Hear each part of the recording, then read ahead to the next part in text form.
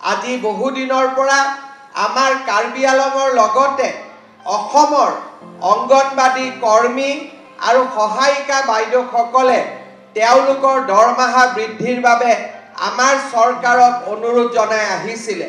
মই আপোনালোকক ক'ব খুজিছোঁ অহা 1 অক্টোবৰৰ পৰা আমি আপোনালোকৰ দৰমহাও বৃদ্ধি কৰিম আৰু লগতে আপোনালোকক এটা এককালীন সাহায্যও আমি আগবঢ়াম। অৰ্থাৎ এবাৰতে আপোনালোকক এটা পুঁজি আমি আগবঢ়াম যাতে ঘৰৰ কাম কাজ ল'ৰা ছোৱালীৰ পঢ়া শুনাৰ ব্যৱস্থা ল'ব পাৰে আৰু লগতে 1 অক্টোবৰৰ পৰা আপোনালোকৰ দৰমহাও আমি যিমানখিনি পাৰোঁ সিমানখিনি আমি বৃদ্ধি কৰিম যাতে আমাৰ অংগনবাদী কৰ্মী আৰু সহায়িকাসকলৰ পৰা অলপ হ'লেও তেওঁলোকৰ মনৰ দুখ আমি যাতে কমাব পাৰোঁ।